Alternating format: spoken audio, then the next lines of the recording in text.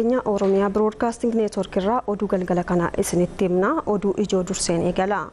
Galiin mootummaan sirnaan akka walitti hin qabamnee fi qaamoleen danqan gocha isaanii irraa of qusachuu qabu jedhan Ministeerri Muummee Dr. Abiy Ahmad.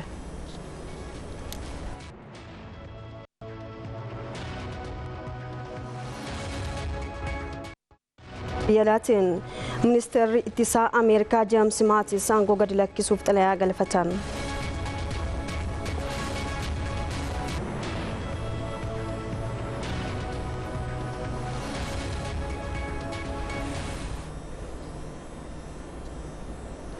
Studio magaalaa Adaamarraa oduu galgala kana kan isinitti mul'eensaa Waaqoyyaati. Kabajamtoota daawwattoota keenya oduu keenya jalqabaa studio magaalaa Finfinneerraa eegalla. Harka fuunee akka mul'atan daawwattoota keenya studio OBN magaalaa Finfinneetti argamurraa immoo oduu kan isinitti mul'eensaa Baqqalaati. Galiin mootummaa sirnaan akka walitti hin qabamneef qaamoleen danqan gocha isaaniirraa of qusachuu qabu jedhan Ministeerri Muummee Dr. Abiy Ahmad. Sosochiin taaksii biyyaalessaa mata duree dirqama koonan baha mirga koonan gaafadha jedhuun jalqabamee jira. Charnat Mabraatu gabaasa dabalataa qaba. Sosochiin galii biyyaalessaa galii gibira irraa argamu guddisuu fi alseerummaa damee kana keessatti mul'atu ittisuu irratti xiyyeeffate mata duree dirqama koonan baha mirga koonan gaafadha jedhuun magaalaa Finfinnee galma koomishinii gamtaa Afrikaatti qophaa'e. Sirna baniinsa sosochii kana irratti Ministeera Muummee Dr. Abiy dabalatee hangafoonni mootummaa olaanoon argamaniiru. Ministeerri galiiwwanii Aadde Adaanech Abeebee bara 2017 karoora Itoophiyaa tarree biyyoota galii giddu galeessaa qaban cina hiriirsuuf qabame milkeessuuf rakkoolee galii walitti qabuu dadhabsiisanii fi hanqina faayinaansii uuman irratti hunduu abbummaan qabsaa'u akka qabu kaasan. ይህንን ግዙፍ የልማት እቅድ ለማሳካት ከጥቂት ጊዜ ወዲህ በፖለቲካውና ማህበራዊ ዘርፍ ብዙ ጥረቶች እየተደረጉ ካሮራ ዲነግዴ ከነ ሚልኬሱፍ የሮ ዲዮ አስ ገመ ሲያሳ ፊ ሐዋሱማቲን ሶቺን ጉዳን ታሲፋማ ፊ ጅጅረምን ሄዱን ገልማ አጅራቶስ ገሊ ዲነግዴ ራመዱ ስርናን ሰሳቡ ደደቡን ጅራቴ ካሮራ ከነ ጋፊ ኬሰ ገልቻ ኢሞታ ገሊን ሰሳበሙ akka dadhabuu fi hanqinni faayinaansii akka uumamuuf sababa ta'an irratti hunduu abbummaan qabsaa'uu qaba. Itoophiyaan hiyyummaa keessaa baatee badhaadhinatti akka ceetuuf ilaalcha hawaasni gibiraaf qabu jijjiiramuu qaba kan jedhan Ministeerri Muummee Dr. Abiy Ahmad biyyi duubatti hafummaa keessaa kan baatu nageenyi waaraa fi sirni haqaa cimaan yoo diriire qofa. Mootummaan immoo fedhii fi faayidaa lammiilee kabachiisuu kan danda'u galiin gibiraa haalaan yoo walitti qabame qofa ta'uu himan. ሰርተን ለመኖር የሚያስችለን ሀገር ጸንቶ እንዲኖር ህግ የሚያስከብርና ሰላም የሚያሰፍን መንግስት ያስፈልጋል.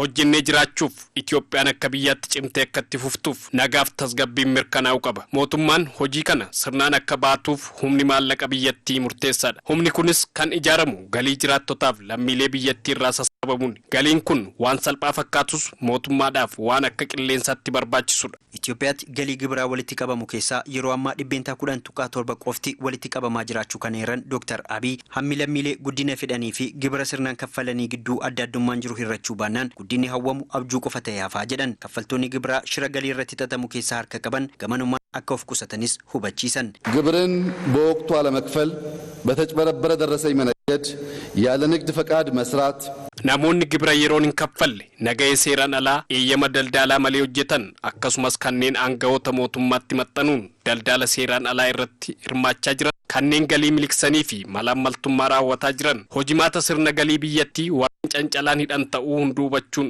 irratti qabsaa'uu qaba. Qaamoleen gocha kana raawwachuun dhiiga uummataa xuuxaa jiran gocha isaanii kanarraa akka of qusatan hubachiisa. Galii gibiraa mootummaan kaffaltoota irraa argatu haalaan walitti qabuuf hojmaanni haaraan diriirfamaa fi sirnatti gaafatamummaa irratti xiyyeeffannoo olaanaan hojjetamaa jira jedhan. Itoophiyaan kanaan booda biyya lammiileen ishee hundi qixa irraa fayyadaman malee biyya tokko badhaadhee kaan immoo hiyyummaa bara baraa keessa jiraatu akka hin taanes Dr. Abiy dhaaman.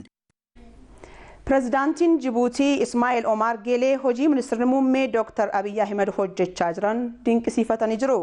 Pirezidaantichi leenjii guyyoota 3 ambaasaadarootaa fi hooggantoota olaanoo biyyattiitiif kennamaa ture irratti ejjennoo Dr. Abiy Ahmad naannicha jijjiiruudhaaf qaban akka deeggaran himanii jiru. Gaanfa Afrikaatii fi hojii dippiloomaasii cimaa akka hojjetanis dhugooman. Nageenyi Itoophiyaa fi Eertiraa gidduutti akka bu'uu fi gahee olaanaa akka gumaachanis dubbatanii jiru. Jibuutii fi Eertiraa gidduutti nageenya akka bu'uu fi gahee olaanaa ba'uu isaaniitiifis Pirezidaant Omar Geeleen galateeffatanii jiru.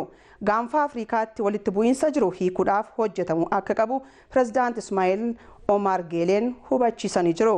Barruun New Africa muummee ministeeraa Dr. Abiy Ahimadiin tarree namoota dhibbaa bara 2018 keessaa dhiibbaa uuman keessa galchuunsaa ni yaadatamaa. Fiqaaduu Mirkanaatu gabaase.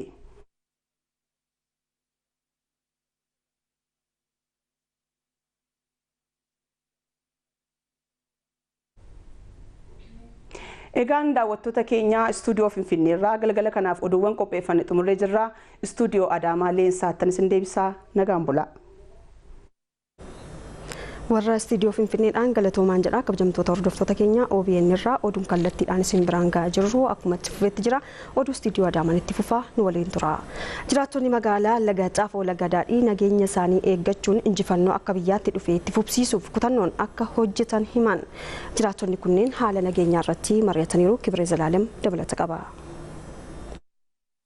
Godina addaa Oromiyaa naannawa Finfinneetti jiraattonni magaalaa Laga Xaafoo Laga Daadhii kora taa'uudhaan dhimmoota nagaa fi misooma biyyaa irratti mari'atan. Waltajjichi kan jalqabame rakkoolee haaromsa gadi fageenyaan dura turanii fi injifannoolee haaromsa boodan argaman ilaalchisuudhaan barreeffama deettan ministeera aadaa fi turizimii obbo Habtaamuu Siisaay dhiyeessan bu'uura godhachuudhaani. Jiraattonni magaalattii yaada waltajjii marichaa irratti kennaniin injifannoowwan akka biyyaatti argaman cimsuuf murannoo qaban dubbatan. Injifannoon argame kan kanan jenneedha. Utamma kana jennee dubbannee fixuudhaaf hin dandeenyu. Kan ammoo qabannee ta'u gara fuulduraatti deemuudhaaf yaada guddaa hojii guddaa nu eeggata. Tokko keenyaan hundi keenya gaheen keenya maal jennee hubannee itti deemuu waan qabnuuf nuti mootummaan keenya muummichi ministeeratii fi mootummaan naannoo Oromiyaa waan baay'ee nu mari'achiisanii jiru. Nu mari'achis garuu isaan maal hojjechaa jiran jennee isaan lamaan irratti yookaan immoo gaggeessitoota olaanaa bicha irratti ilaaluu hin taane gaggeessitoonni godina yeroo maal hojjechuu qabna. Maal gaheen keenyaan jennu san yoo qabannee deemne gara fuulduraatti biyyattiin keenya Itoophiyaan keenya biyya guddoo ta'uu dandeechi. Dhaabbileen siyaasaa Oromoo dhimma uummatichaa irratti waliif tumsuun wal utubuu qabu jedhanii. Dhugarratti wal obsineetiniin uummata keenya deeggarree gama tokkotti ceesisuu qabna jechuudha. Akkuma amma dura ajandaa adda addaa nu baasan hadhallee ajandaan nu baa. And we have to be alert. Dammaquu qabna. Hayyuun keenya siyaasaan barbaannu jennee teennullee ganda keessatti bakka jiraannutti uummata keenya dammaisuu qabna. Qaamolee jijjiirama gaarii akka biyyaatti argamee duubatti deebisuuf carraaqan seeratti akka dhiyaataniif xiyyeeffannoon jiru daran cimu akka qabu eeraniiru. Rakkoolee bulchiinsa gaarii akka magaalattiitti furamuu qaban eeraman keessaa dhimmoonni lafa wajjin wal qabatan isaan muummeeyyiidha. Manni haa diigamu jettan eessa haa dhaqu kaa'iyyeetti warra eenyu haa dhaqu. Siddeetanya jettan keenya siddeetanya ta'uudhaaf uummanni keenyas bahee siddeetanya ta'uudhaaf maatiin keenyas bahee siddeetanya ta'uudhaaf echatti yaa haaku mana tokko keessatti maatii meeqatu jira maatiin kun warra eenyu dhaqa warra eenyutti kufa meekanas keessa gadi buusatii nu laala. Daandii yoo jiraate bishaan dhufaa daandii yoo jiraate ibsaan dhufa waan ta'eef kana yeroo goon immoo mana namaarra ba'uun isaa nafu qabeenya namaarra ba'uun isaa nafu. Ifatti qajeelfamni wanti kaa'u jira. Yoo manni sun guutummaan guutuutti achi kaa'e yookiin qonnaan bulaa yoo ta'e yookiin mana kaartaa qabu yoo ta'e bakka bu'iinsa kan kennamuuf guutummaan guutuutti achi kaa'e yoo ta'e yookiin kan qonnaan bulaa yoo ta'e yookiin mana kaartaa qabu yoo ta'e yoo kana lamman keessa hin jiraanne bu'uura lafti qabamuu qabuun kan hin qabanne yoo ta'e kan qajeelfamni illee hin eeyyamne murtee addaati Laga Daadhii irratti yeroo darbe kan murteessinee deemne. Waggaa dheeraa jiraateera namni kun asii buqqa'aa jira hawaasa kan akkas laka'e hawaasa buqqisnee kayanee namni daandiin irra ba'uuf illee hin jiru waan ta'eef namoota sababa daandii hin tuqaman qajeelfama waldaa mana jireenyaatiin haa ijaarru ifatti waltajjii irratti kan dubbanne ifatti miidhamuu qabu hawaasni kun waan ta'eef kun maaliif hin dubbatamu. Kantiibaan bulchiinsa magaalaa Laga Xaafoo Laga Daadhii aadde Habiibaa Siraaj rakkoolee beenyaa qonnaan bulaa seeraa fi qajeelfamaan akka hiikamaniif hojjetamaa jiraachuu himanii.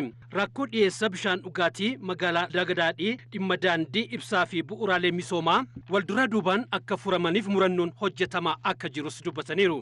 Jiraattonni magaalaa Laga Xaafoo Laga Daadhii koraa walakkaa guyyaaf ta'an irratti ibsa ejjennoo abbaa qabxii torba baafataniin nagaa eeguudhaan injifannoolee argaman dagaagsuuf ciminaan hojjechuuf waadaa galanii jiru. Injifannoo dhiigaan argamee sirnaan kunuunfachuu qabnaa jedhan jiraattonni godina Arsii Lixaa fi magaalaa Shaashmannee. Jiraattonni kunneen dhimma nageenyaa irratti mari'ataniiru. Abdulaziz Kadir dabalata qaba. Jiraattonni aanaalee godina Arsii Lixaa haala yeroo irratti mari'atan jiruu fi jireenya Oromoon waggoota hedduuf keessa ture himan. Achumaan waan illee dubbatan. Diinni waan harka baate deeffachuuf dhama. Kenna keessaallee diinatti huddeelame badii keessaa hin baanetti uummata naquuf deemaa jira jedhan. Kanaaf uummanni Oromoo fi saboonni biroollee rakkoo dabarteerraa baratanii biyya eeggachuu akka qabanis dhaaman. Kasa addaan baanee hojjenne rakkoo waan dhufuuf uummata Oromoo walii haa gallu.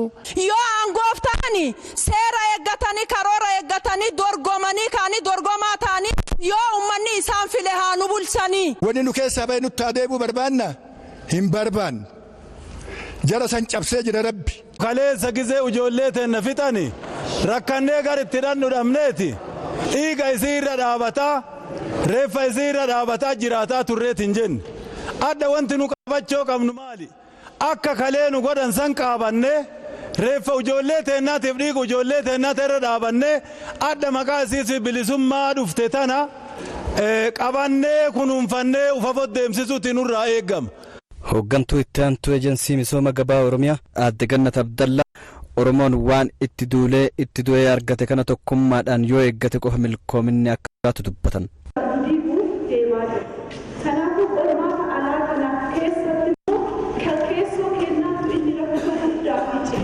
Bulchaan godina Arsii Lixaa obbo Muhammad Kamal gama isaaniitiin wanni jedhan nagaa naannoo kennaa fi kan sablammoota biroo eeguun furmaata horooti. Kanaaf hawaasni hundi mootummaa bira dhaabbatee biyya utubuu qabama. Naannolee ollaa faanas walitti dhufeenya jiru cimsuurratti hojii guddaa hojjetamaa jira. Kana keessatti qaamota harka naqatanii nageenya kana duubatti deebisuudhaaf deeman tarkaanfiin seeras jalqabee jira. Kun itti fufiinsaan gaggeeffama. Haaluma wal fakkaatuun jiraattonni magaalaa Shaashamannee fi aanaa Shaashamannees haala yeroo irratti mari'ataniitiin jiru. wal ta'u wal dhaga'u wal jaalachuu wal beeku gaafa kana taane ammoo wanni martinuu deebitee deemti. Kantiibaan magaalaa Shaashmannee obbo Adam Kamaal marii kanarratti nagaa eegsisuu fi eeguuf qaamolee nagaa qofaan waan galma hin geenyeef hawaasni marti waa'ee nagaa dhimmamuu akka qabu dhaaman. Tokko kenna maal hojjechuu qabna akkamitti socho'uu qabna. Hoogganaa itti aanaan biiroo barnoota Oromiyaa obbo Alamaayyoo Asaffaa tasgabbii horoo fiduuf olaantummaa seeraa kabajuu fi kabachiisuun dirqama ta'uu himan. Kanaaf hawaasni marti jabaatee ko'ummaa tanarrallee akka aanuu qaban dhaaman. Jiraattonni aanaa tokkee kuttaa'ee rakkoo daandiin oomisha keenya gabaa geeffachuu hin dandeenye jechuun komatan yeroon toleera dabalata qaba. Akka ragaa waajjira bulchiinsaa aanaa tokkee kuttaa'ee irraa argine mul'isutti gammoojjii ceekaa gaamoo kana keessa warqee dabalatee albuudonni garaagaraa gosa 13 akka jiran odeeffanne. Albuudonni kunneen immoo dargaggoota 36,000 oliif carraa hojii uumuu akka danda'anis himamee jira. Haa ta'u iyyuu malee sababa daandiin hin jirreef qabeenya kana fayyadamuu hin dandeenye. Akka bulchaan aanaa tokkee kuttaa'ee obbo Haacaaluu Gammachuu jedhanitti qabeenya albuudaa gammoojjii kana keessa jiru xiyyeeffannoo hin arganne. Lafti isaa bu'aa bayii baay'atus daandiin lafa qabeenya kanaa geessu garuu kiiloomeetira 12 caalu. Dargaggeessa Oromiyaa irra jiru 60,000 olitti ta'uu danda'u asirratti gurmaa'uu akka danda'udha. Qorannaa adda addaa gaggeessaa kan turre. Amma garuu karantilii ganda kana keessatti bicha albuudni ni argama jedhamee yaadamu dargaggeessa 36,000 hirmaachisuu akka danda'udha. Qoree tokko hundeessinee kan qorachiisaa turre. Hojii dhabaan akkaanaa keenyaatti miti akka godina lixaatti bal'inaan hammachuu kan danda'u albuuda gosa adda addaa laga kana keessa jirudha. Albuudni kunis sababa daandii kanaatiin bira dhaqqabamee hojii dhabaa carraa hojii irratti uumuu hin dandeenye. Olis baasuu hin dandeenye. Lafti gammoojjii kana keessa jiru gabbataa oomishaaf tolu akka ta'e oomishaalee qonnaa gaara ba'ee qilee bu'ee beeladaan fe'amee gara gabaa deemu arginee jirra. Obbo Dhaabassaa Dagafuu gammoojjii kana keessa jiraatu oomisha gabaaf dhiyaatu irra daandii dhabee kan badutu caala jedhanii. Kuduraa fuduraan illee hojjetamee sababa dhabinsa daandiitiin achi tirtortoree kan badu kan immoo silaa gabaa gaariitti geessanii fe'anii bu'aa gaarii qarshii gaarii argachuu hin dandeenye gabaa dhabuudhaan achitti kan timaatimaa kan akka shunkurtii waan tokko tokko tortoree achitti bada. Bu'aa bahiin daandii kana immoo jireenya qonnaan bultoota achi jiraatanii hedduu ammeesseera. Bishaan nama nyaateera karaa deemsaa dhabneerra dubartiin karaa ol fidattu dubartiin deessu akkatti baanu dhabneerra namni karaa oomisha isaa gurguratu dhabeera maanutti dhiiftu. Uummata akkootiinuu guyyaa baay'ee dhibama waan ta'eef makiinaan hin jiru waan ta'eef algaan na baatanii fidanii asitti hambootti nageessanii marfeena akkamsiisaniiru. Daandiin gammoojjii kana keessa qaxxaamuru kun aanaalee godina Shawaa Lixaa sadii wal qunnamsiisa. Qonnaan bultoota aanaa Tokkee Kuttaa'ee, aanaa Midaaqanyiif, aanaa Ilfataa 100,000 ta'aniif tajaajila kennaa. Bara baay'ee immoo ni hojjetama jedhamee maallaqni qonnaan bultootarraa sassaabamee jira. Daandiin kun sini baa jedhanii waadaa nu galaa turan. Garuu nuti immoo daandiin kun nu baa jennee qarshii keenya waggaadhaan kanfalaa turre. Kana keessallee naannoo 100,000tu galii ta'e. Galii mootummaa malee jechuudha. Kallattiin hojii daandii kanaatti jiru daandiiwwan barreen darban jalqabamanii xumura hin arganne san xumursiisaa kan jedhudha. Otuma maallaqni sun nu harka jiraatee gara hojiitti hin deemnayyuu ta'e maallaqa muraasa kanaan daandii kana hojjechuu hin dandeessu. Rakkoon daandii kanaa hiikuuf mootummaan yoo isaan gargaare humnaaf maallaqa isaaniitiin tumsuuf qophii ta'uudha qonnaan bultoonni himanii. Karaan kun yoo akka mootummaatti nu baatee nuti immoo akka hawaasaatti qabeenya keenya sangaa keenya mararsiifannu oomisha mafeenee deemnu kanallee mararsiifannu humna keenyas mararsiifannu waan barbaachisaa ta'in hin hirmanna. Qabeenya albuudaa gammoojjii kana keessa jiru itti fayyadamuu fi rakkoo daandii uummatichaa hiikuuf mootummaan murteesseera kan jedhan itti aanaatti gaafatamaan abbaa taayitaa daandiiwwanii godina Shawaa Lixaa obbo Qananiisaa Kabbadam toora tooraan fala kennuuf hojjetaa jirra jedhanii. Toorri tokko diizaayinii isaa hojjetameera, toorri lama garuu ganaa diizaayinii barbaada jechaadha. Uummanni maallaqallee buufachaa jira, horii kennaa jira, midhaan kennaa jira. Uummata sana karaa ogummaanis ta'ee qaama hundaanuyyuu deeggarree baranas ta'ee baraanis fala kennina jennetti yaalaa jirra.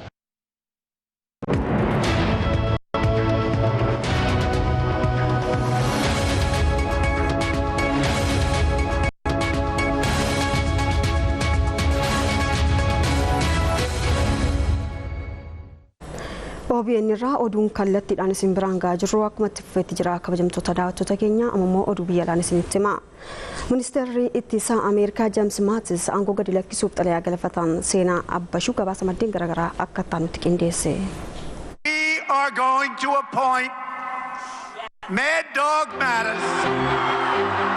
Pirezidaantiin Ameerikaa Doonaald Tiraamp araada aangoo kennuu fi aangoorraa buusuu qabu jedhamanii amatamu. Kaaniin faallaa tarsiimoo kooti jedhanii aangoorraa ari'u. Gariin immoo tarsiimoon kee burjaajaadha jedhanii ofumaa gallakkisu. Erga baalli aangoo biyya bulchuu qeebalanii hanga ammaatti James Mattis osoo hin dabalatiin qondaaltota olaanoo 30 aangoorraa kaasuu odeeffannoon toora marsariitiiwwan irraa arganne ni mul'isa. Daayirikteera olaanaa dhaabbata basaasa Ameerikaa yookaan FBI James Comey aangoorraa ari'uunis yaadannoo yeroo dhiyooti. Tibbanas ministeera ittisaa Ameerikaa James Mattis aangoo gallakkisuuf xalayaa galfachuun isaanii immoo deeggartoota Doonaald Tiraamp afaan qabachiiseera. Kanarraa ka'uunis dhimmoonni Siiriyaa, Maatsii fi Afgaanistaan bulchiinsa Doonaald Tiraampiif xumura ta'u jedhamanii qeeqamaa jiru.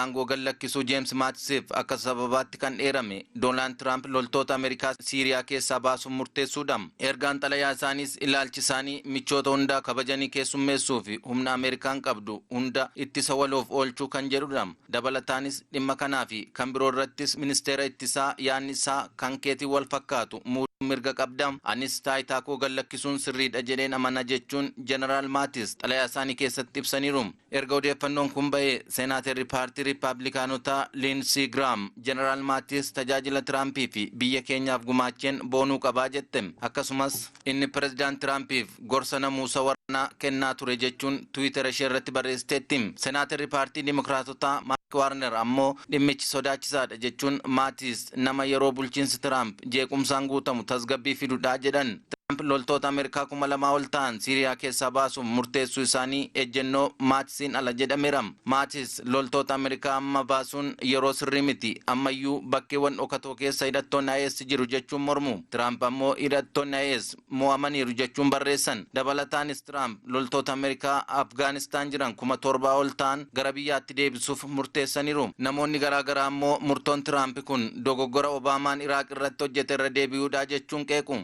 Siiriyaa keessaa loltoota Ameerikaa baasuu jechuun Raashiyaa fi Iraaniif dirree bal'isuudhas jedhan. Faransaay fi Jarman miseensa rukuttaa IS Siiriyaatti gaggeeffamuu kan ta'an murtoon Tiraamp sirrii akka hin taane himanii IS guutummaatti waan hin mo'amneef loltoonni isaanii akka achuma turan yaada dhiyeessaniiru. Aangoo gadhiisuun Jeneraal Mattis soorama waliin kan wal qabatu osoo hin taane garaagarummaa yaadaa Tiraamp waliin qaban akka ta'e xiinxaltoonni barreessaniiru. Doonaald Tiraamp gama isaaniin Jeems Maatis xumura guraandhalaa beekamtii waliin soorama bahuu jedhan. Namni isaan bakka bu'u himamuu baatus yeroo gabaabaa keessatti akka muudamus ibsameera. Ta'us barri 2019 bulchiinsa Doonaald Tiraampiif qormaata jabaa ta'a jedhamee sodaatameera. Warreen Dimokiraatotaa ammoo filannoo bara 2020 gaggeeffamuuf gamanumaan dhaadachuu eegalaniiru. kabajamtoota daawwattoota keenya oduu turee amma nu ga'e qabna. Waliin hojjechuuf waliigalteerra geenye mootummaan kabajaa hin jiru jedhan hayyuu dureen ABO obbo Daawud ibsa. Waliigaltee keenya qabsoo karaa nagaan ABO'n fudhachaa hin jiru jedhe itti gaafatamaan waajjira giddugaleessaa ODP Dr. Alamuu Simee darajee gadaa dabalata qaba. Durataan adda bilisummaa Oromoo obbo Daawud ibsaa haala irratti gaazexeessootaaf ibsa kennanii jiru. Waliigalteen kanaan dura mootummaa waliin irra geenye bu'aa jijjiirama wareegamaan arganne kunuunsuun hundi keenya ga'ee keenya akka baanuuf jedhan durataan adda bilisummaa Oromoo obbo Daawud ibsa. Waliigalteewwan keessaa inni ijoon kan waraana wal qabatu ta'uu eeruudhaan lammiilee kanaan dura mirga isaaniitiif falmachuuf jecha as buutan isaanii dhabame mootummaan bakka jiran akka ifa godhu kanneen mirga dhala namaa waggoota 27 dhiitaa turan akka seeratti dhiyaatan gochuufis ijoo waliigaltee ta'uu dubbatan. Haala waliigaltee raawwatameen kanneen caban jedhanis kaasanii jiru. Humna waraanaa addichaa 1,300 Eertiraarraa biyya gale kaampii Ardaayita jirus ilaalchisee haala waliigalteen dhimmichi isaanii hin raawwatamne jedhu obbo Daawud. Barnoota siyaasaa paartii tokkoo ka jedhu isaan itti dabalan kun keessaa bahuu qaba. Barnoota siyaasaa paartii tokkoo barachuuf miti waraanni mootummaa ka mootummaati ka jedhu kana walii ibsine kana irra dhaabbanne egaa waraanni Eertiraa keessa ture 300,000 ka ta'u harka keenyaan mootummaatti kennine jechuudha. Mootummaatti kennu keessatti waraanni kun as dabarfame asoobisaan erga as dabarfamee Ardaayita Arsii keessa qubachiifame. Ardaayita Arsii keessa qubachiifamu keessatti guyyaa qubatirraatii jalqabame koree waloon leenjisa isaa fi barnoota isaa akkasumas ramaddii isaa waliin to'anna ka jennee lafa kaawwanne cabsuudhaan hoogganni adda bilisummaa Oromoo fi dhimmi ka ilaalu miseensota adda bilisummaa Oromoo dhimma kana ilaalu naannoo sanallee akka hin ejjenne ni dhorkamne jechuudha. Kana malees nama nuti irratti shakkii qabnu muudunis nuuf hin fudhatamne jedhan. Kanneen ummati gaaffii irratti qabu haala nageenya Oromiyaa keessatti muuduudhaanii fi bakka kennuudhaan walta'iinsa nuti goone kanayyuu gaaddisa ka irratti uumu rakkina guddaa kan ibse sana irratti gaaddisa ka uume duuba kootini. Itti gaafatamaan waajjira giddu galeessaa ODP Dr. Alamuu Simee gama isaaniitiin waamichi paartilee hundaaf taasifame qabsoo karaa nagaatiin gaggeessuudhaan kan maqaan shoora keessummaatiin farrajaman seeran irraa kaasuu dabalatee jedhan. ABO'n waan irratti waliin hojjennu jenne hunda isaanii hojiirra hin oolchine jedhan Dr. Alamuun. Wanni koreen qorate waan hin hojjenne jedhamee karoorfame keessa karaa ABO'tiin wanni tokkollee akka hojjenne gabaasni isaa ana bira hin jiru. Isinii kennuu nan danda'a. Waliin qopheessan gabaasa kan. Koreen kun lamaan ta'anii waliin qopheessan. Gama keenyan yoo humni kun dhufe humni hidhannoodhaan socho'u kun hoo dhufe fudhannee leenjisuu bakka bobba'uu danda'utu bobbaasuudha dirqamni mootummaa. Akka lammii kamiittuu kana gochuudhaaf dirqama lammii kamiifuu goonutti waraana ABO bosona keessaa dhufu kan fudhannee simannee leenjifnee bakka bobba'uu danda'utti bobbaasuudha. Kun hin taane kan waraana isaa sassaabee galchuu danda'u qaama waraanni kun kiyya jedhudha. Addi bilisummaa Oromoo Daawud Ibsaatiin hoogganamu waraanni Oromiyaa jiru kun erga kiyya jedhee akkuma waraana Eertiraa karaa Eertiraa keessa jiru galche sanitti galchuutu irra jiraata. Maaf wannoon dhaaba tokkoon dhimma tokko irratti hojiin bifa lamaa maaliif hojjetama? Amma ABO'dha hojii bifa lamaan hojjechaa jiru. Gama tokkoon warra Eertiraa jiran awutoobisiidhaan galcha meeshaa hiikkachiisee meeshaan kun Eertiraa keessatti hiikkata. Itoophiyaa dhafuun galle. Gama biraatiin immoo lixa Oromiyaa keessatti immoo karaa kanaan socho'uutu jira. So durumaa qabsoo karaa nagaatiin taasifamutti amanamee dhufe kan jedhu gaaffii nama gaggeessisa jechuudha. Immoo miila lamaan haala laallatanii tokko miila tokkoon karaa nagaa keessa miila tokkoon immoo qabsoo hidhannoo keessa dhaabbachuudhaaf dhufame. Maaliif si'uma tokko ta'e. Walumaa galatti oduu isaa kanaaf qabannee dhiyaannee xumurree jirra. Kabajamtoota daawwattoota keenya nu waliin turuu keessaniif ulfaadhaa. Qophiilee OBN afaan waliin yeroo gaarii isiniif hawwina.